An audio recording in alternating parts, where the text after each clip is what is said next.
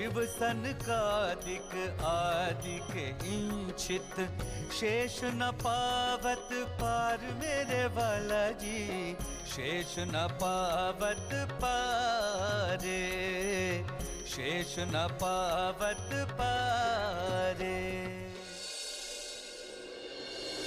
जिनके चरणों में अनंत ज्ञान, प्रेम, आनंद और शांति का सागर लहरा रहा है, जिनकी कृपा के सागर की एक बूंद से ही समस्त ब्रह्मांड को अखंड मुक्ति का उपहार मिला है, जिनके हृदय से प्रवाहित होने वाली तारतम वाणी की अमृत धारा समस्त विश्व को अपने आंचल में समेट लेने वाली है, जिनको अपने हृदय मंदिर में बसा लेने पर एकरूपता का मधुर एहसास होता है, उस प्राणेश्वर, प्राण प्रियतम, प्राण वल्लभ, प्राण जीवन, प्राणनाथ के चरणों में हमारा सर्वस्व समर्पण है। हमारी अंतरात्मा की यही पुकार है, बस तू ही तू है, तू ही तू है, तू ही तू है।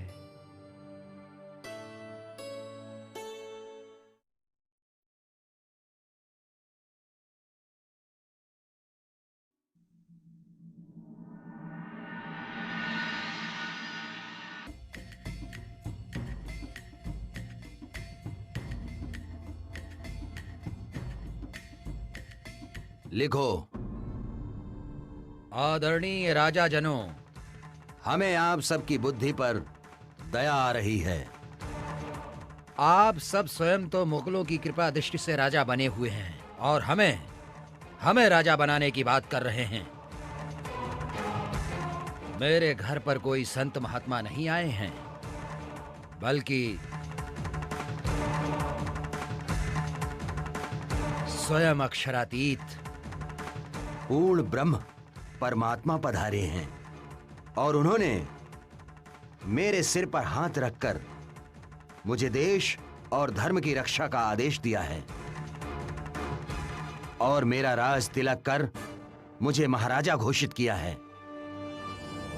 आप सबको यह स्मरण रहना चाहिए कि मनुष्य का किया प्रत्येक कर्म एक दिन नष्ट हो जाता है, किंतु परमेश्वर की कृपा से हुआ कार्य कभी नहीं नष्ट होता, कभी नहीं।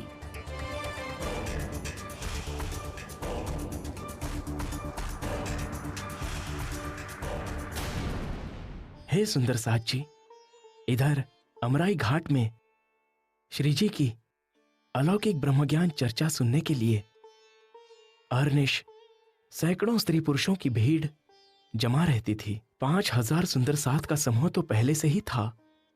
ये सब स्थायी निवास के बिना कब तक चल सकता था, इसलिए कुछ समय पश्चात श्री प्राणनाथ जी ने अमराई घाट में एक टेकरी पर स्थान निश्चित कर एक सत्संग सभागार और सुंदर साथ समाज के लिए स्थायी निवास बनाने का निश्चय किया। यहां श्रीजी ने स्वयं अपने कर कमलों से ब्रह्मज्ञान और पांचों शक्तियों के प्रतीक नूरी झंडे को स्थापित किया।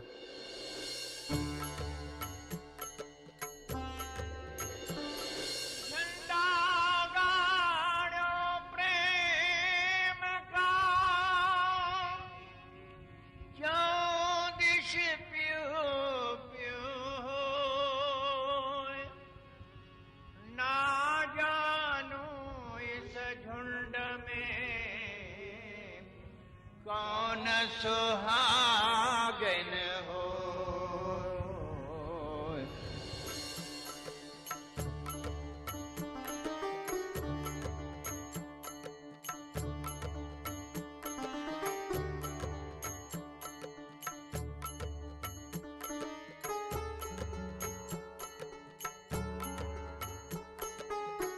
ये वही स्थान है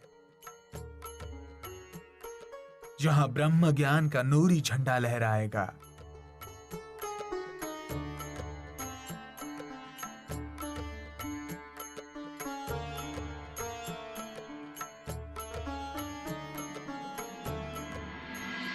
देश देश लहराए मेरा प्यारा धाम के धनी की, मेरा प्यारा धाम के धनी की,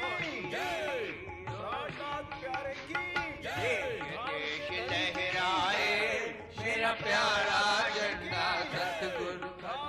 प्यारा ठंडा सतगुरु का हो दे।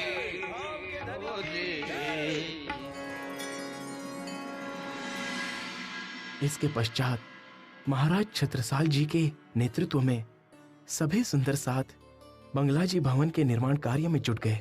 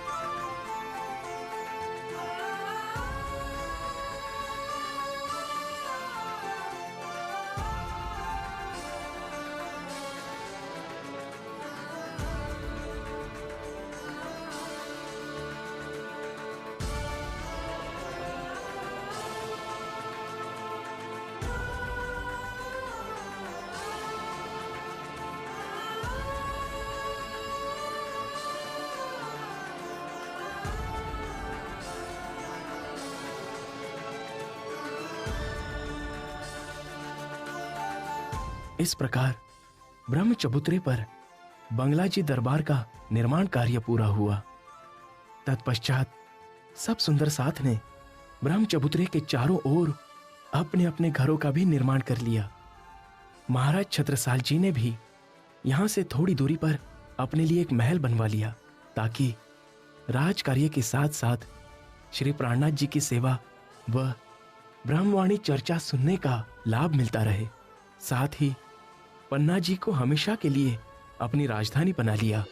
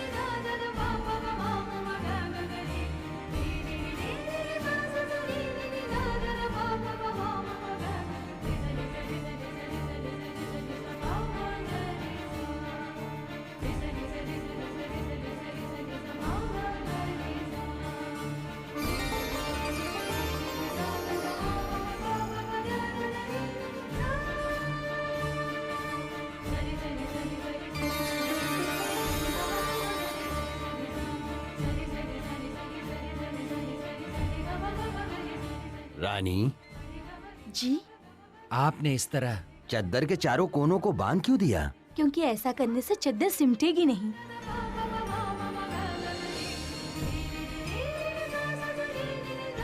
भाई प्रेमदास, आप यहाँ पर्दे लगा दो।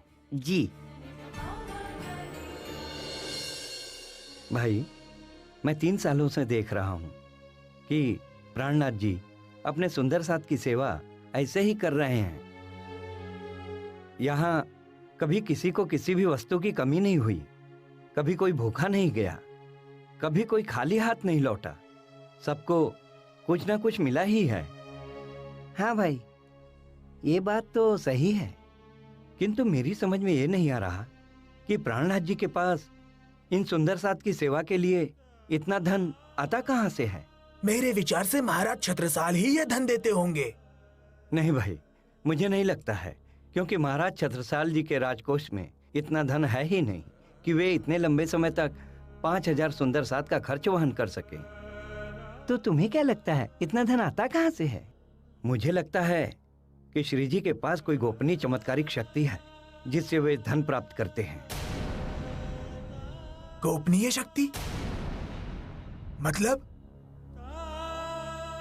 मतलब उनके पास अवश्य ही कोई पारसमणि है जिससे वे लोहे को सोना बनाकर धन प्राप्त करते हैं। अन्यथा 5000 सुंदर साथ के भोजन वस्त्र आदि की 3 साल से निरंतर सेवा करना कोई हंसी खेल नहीं है।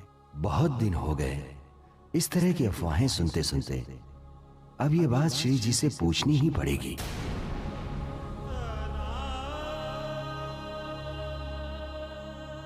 कुछ तो बात बिल्कुल सही। आप बिल्कुल सही कह रहे हैं। प्रणाम जी।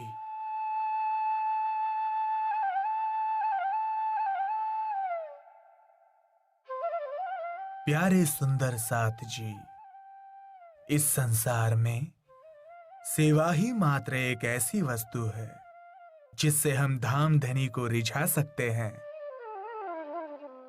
सेवा के समान ना तो कोई तप है और ना ही कोई साधना। जब मनुष्य निष्काम भाव से अहंकार रहित होकर सेवा करता है तो उसका हृदय धीरे धीरे निर्मल होता जाता है और निर्मल हृदय में ही प्रियतम परब्रह्म की सुंदर छवि बसती है। इस 28वें कलयुग में जन्म लेने वाला मनुष्य परम सौभाग्यशाली है, क्योंकि इसी समय जगत में परम धाम के ब्रह्म मुनि प्रकट हुए हैं, जिनके विषय में कबीर जी ने कहा है, जा घर में अबला बसे बहे प्रेम के पूर, दास कबीरा यों कहे वह घर मुझसे दूर। और गुरु नानक जी ने भी कहा है, नानक धन सुहागनी जिंदा साहिब नाल प्यार। उनकी सेवा का ऐसा सुअवसर न पहले कभी प्राप्त था न आगे होगा। इसलिए सभी मनुष्य मात्र का परम कर्तव्य है कि उन ब्रह्म मुनियों की सेवा कर ऐसे शुभ अवसर का लाभ उठाएं और अपना कल्याण करें।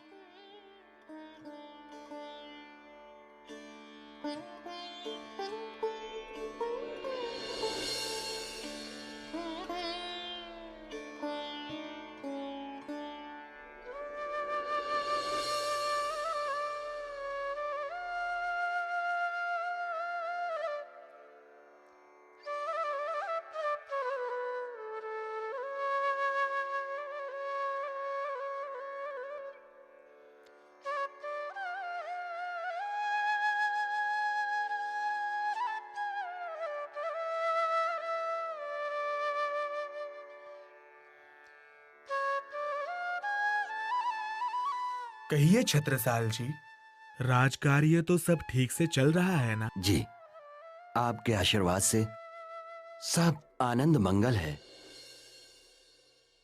किंतु किंतु क्या छत्रसाल जी? हे धामधनी, यहाँ के कुछ ठाकुरों और कुंवरों के मन में एक संशय बना हुआ है और उसी के कारण हमारा मन भी विचलित सा हो रहा है। आपके और उनके मन में क्या संशय है?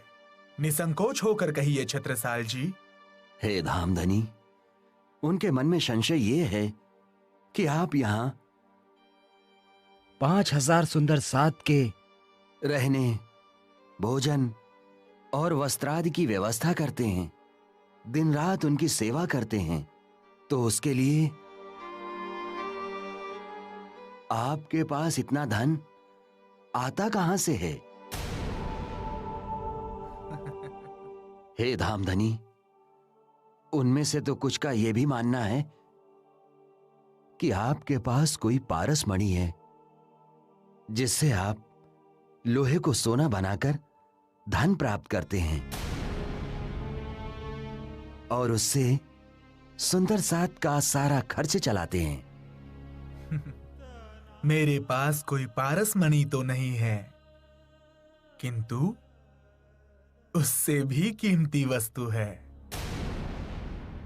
हाँ छत्रसाल जी, मेरे पास ऐसे अनमोल रत्न हैं जो अपने जीवन की कमाई का अधिकांश हिस्सा सुंदर साथ की सेवा में अर्पण कर देते हैं।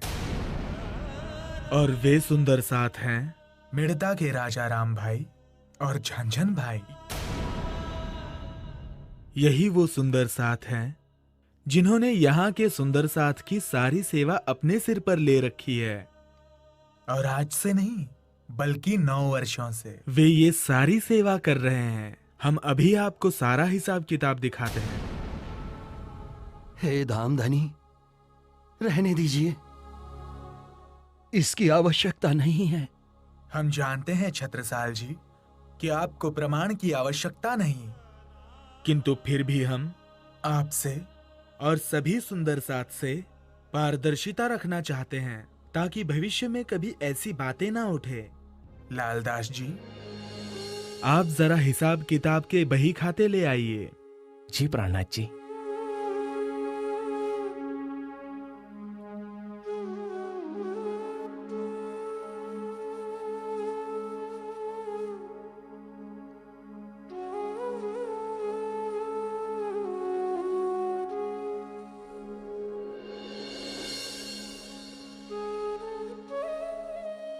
ये देखिए छत्रसाल जी,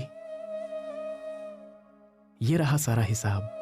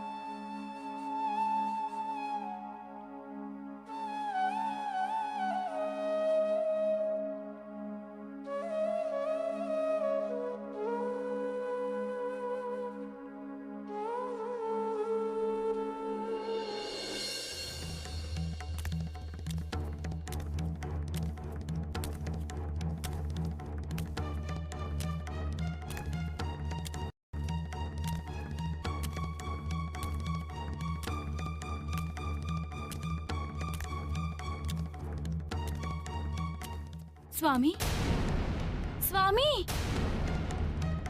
महाराज बहुत दुखी लग रहे थे। पता नहीं क्या बात है। थोड़ी देर बाद उनसे बात करने की फिर कोशिश करूंगी।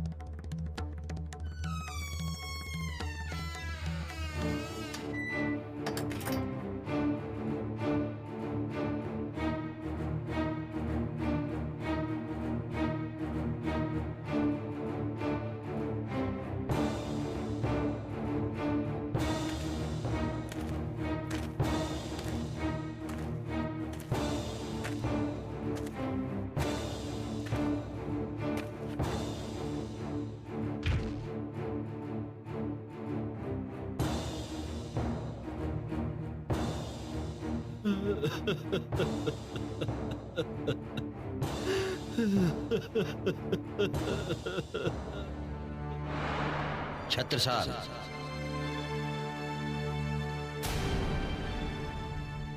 कैसे सुंदर साथ हो तुम, जिन्हें ध्यान में खोजते खोजते सभी योगेश्वर थक गए। वो अक्षरातीत पूर्ण ब्रह्म परमात्मा ब्रह्म मुनियों के विशाल समूह के साथ 3 साल से तुम्हारे राज्य में रह रहे हैं और उनकी सेवा तुम नहीं बल्कि दूसरे राज्य के सुंदर साथ कर रहे हैं।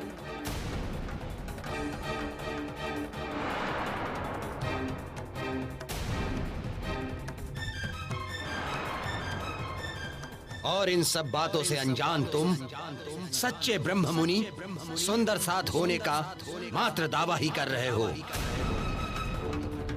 ये तुम्हारे लिए कितनी लज्जा की बात है। धिक्कार है तुम्हारे सुंदर साथ कहलाने पर, धिक्कार है तुम्हारे जीवन पर, धिक्कार है तुम्हारी सेवा भावना पर, धिक्कार है, धिक्कार है, धिक्कार है, धिक्कार है, धिक्कार है, धिक्कार है, धिक्कार है।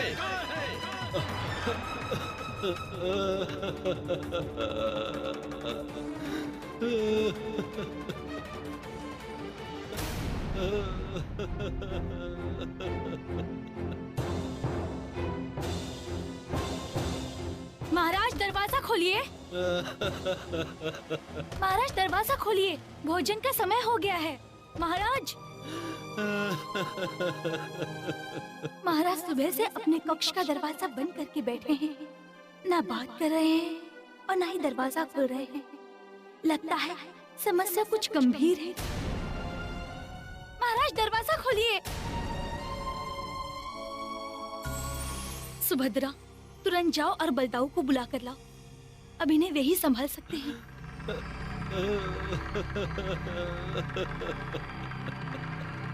महाराज दरवाजा खोलिए। हे धामधनी, मेरे पति की रक्षा करना। प्रणाम दीवान जी, आपको रानी जी ने बुलाया है। रानी जी ने? किंतु क्यों? और तुम इतनी घबराई हुई क्यों हो?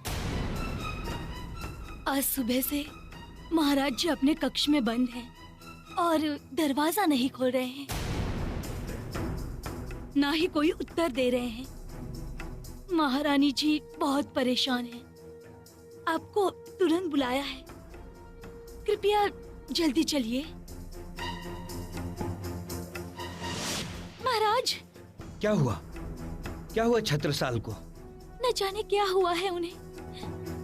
आज सुबह जब वे प्राणनाथ जी से मिलकर आए थे तब बहुत दुखी दुखी लग रहे थे और तभी से अपने कक्ष का दरवाजा बंद करके बैठे हुए हैं। मेरे बार बार आग्रह करने पर भी दरवाजा नहीं खोल रहे। न जाने कौन सी बात से दुखी हैं। छत्रसाल, दरवाजा खोल मेरे भाई। मुझे बताओ, तुम्हें क्या दुख है?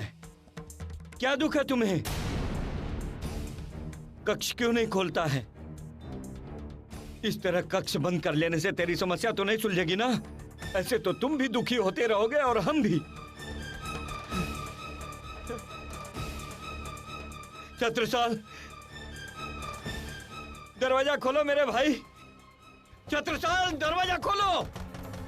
खोलो छत्रसाल, खोलो छत्रसाल, दरवाजा खोल। छत्ता, छत्ता देख, अब अगर तूने दरवाजा नहीं खोला तो मैं इसे तोड़ दूंगा।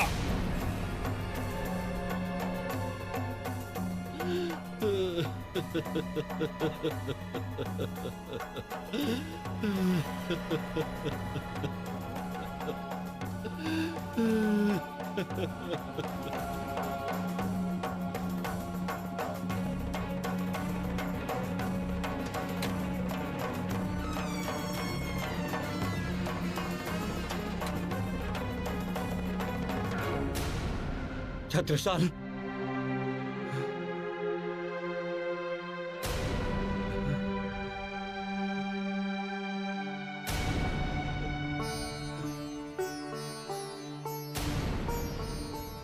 छत्रसाल, क्या हुआ? यह सब क्या है?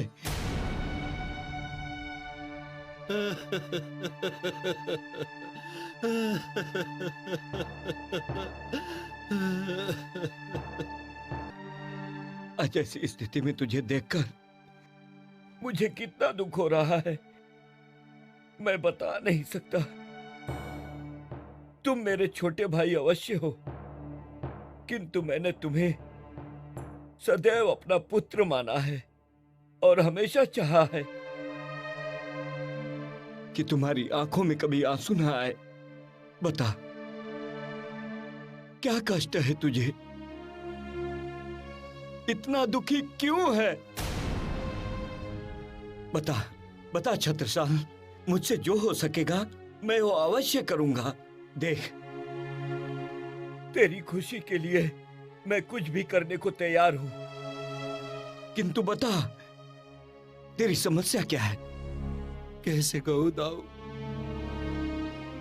ये इतनी शर्मजनक बात है, मैं इसे कहने में असमर्थ हो रहा हूं।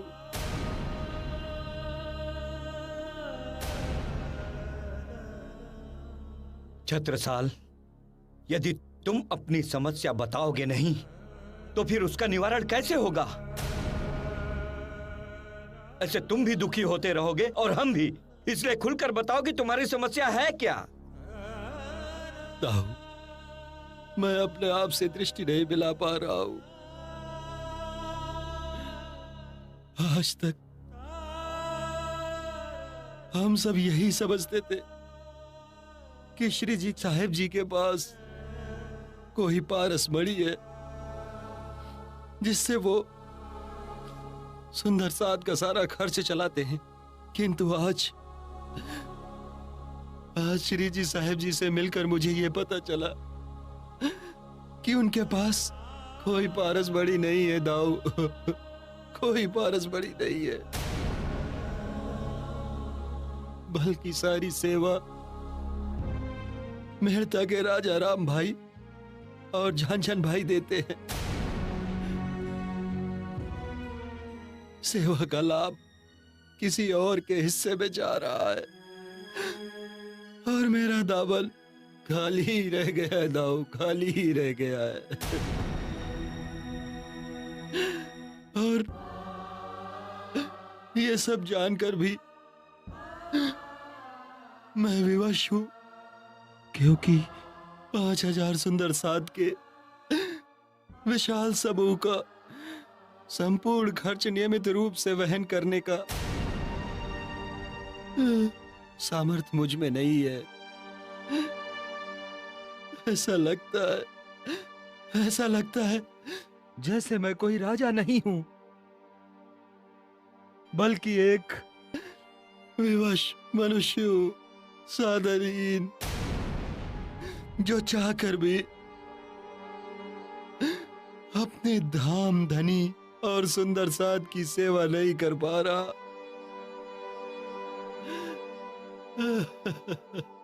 ऐसी निराशा भरी बातें मत करो छत्रसाल। तुम्हारी भुजाओं की शक्ति कहीं नहीं गई है। सुनो, आसपास के जितने भी राज्य मुगलों के अधीन हैं, हम उन्हें मुगलों से मुक्त करवा के अपने अधीन कर लेंगे और उनसे कह देंगे कि वे मुगलों को जो जिज्ञा कर देते हैं वो उन्हें ना देकर हमें दें। इस अभियान से प्राप्त संपूर्ण धनराशि श्री प्राणनाथ जी और सुंदर साथ जी की सेवा में समर्पित कर दी जाएगी और इस प्रकार तुम्हारी अभिलाषा आसानी से पूर्ण हो जाएगी और इस समस्या का भी निवारण हो जाएगा। ये तो बहुत बहुत अच्छी योजना है दाऊ, किंतु आप ये बात लिखित रूप से तैयार कर दीजिए ताकि भविष्य में कभी भी सेवा में कोई व्यवधान न हो। छत्रसाल, तुम जैसा कहोगे वैसा ही होगा। आखिर तुम्हारी खुशी से बढ़कर मेरे लिए कुछ भी नहीं है। चलो अब भोजन कर लो। तुम्हारे भूखे रहने से सारे लोग चिंतित हैं। आओ। सुभद्रा, भोजन ले आओ।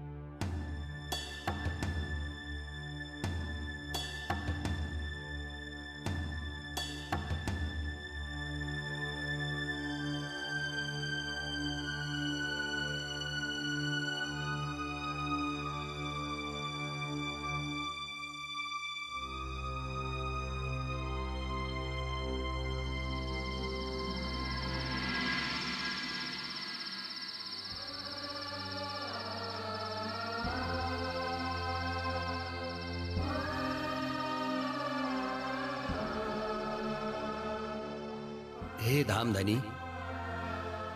श्री प्राणनाथ जी, आपके चरणों में मेरी प्रार्थना है कि यहाँ स्थायी रूप से रहने वाले और दूसरे शहरों से आने जाने वाले समस्त सुंदर साथ के भोजन वस्त्र आदि की संपूर्ण सेवा मुझे प्रदान करें। आज से मैं ये सेवा नियमित रूप से करना चाहता हूं।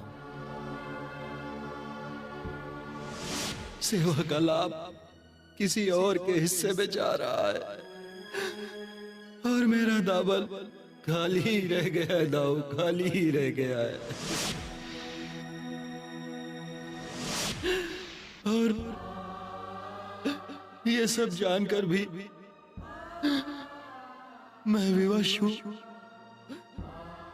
5000 सुंदर साथ के विशाल समूह का संपूर्ण खर्च नियमित रूप से वहन करने का सामर्थ्य मुझ में नहीं है। हम आपकी सेवा भावना से अति प्रसन्न हैं छत्रसाल जी, इसलिए अब हम जैसा कहते हैं वैसा कीजिए।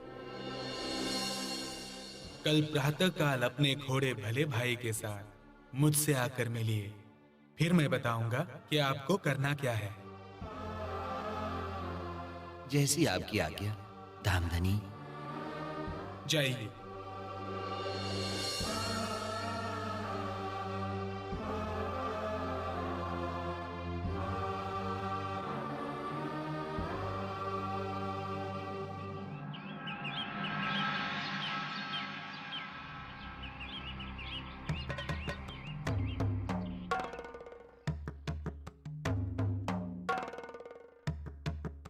छत्ता, हमारा आदेश है कि आप अपने घोड़े पर सवार होकर जाओ और सूर्यास्त होने से पहले इसे जहां तक दौड़ा सकते हो दौड़ाओ। फिर हमारे पास वापस आओ, उस समय हम इसका कारण बताएंगे। जाओ।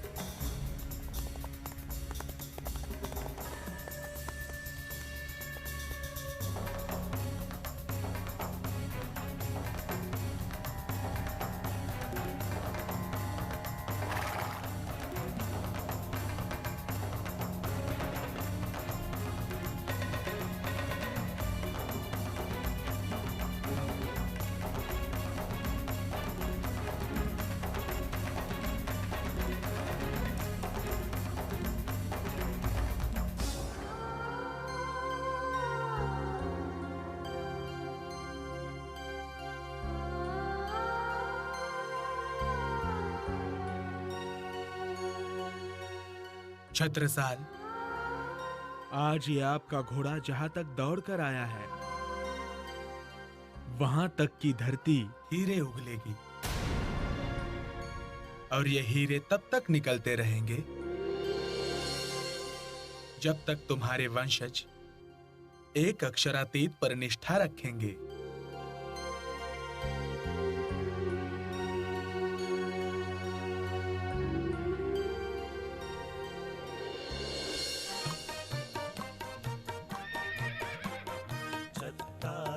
तेरे राज में धक धक धरती हो। जित जित घोड़ा पग धरे तित तित हीरा हो। छत्ता तेरे राज में धक धक धरती हो। जित जित घोड़ा पग धरे तित तित हीरा हो।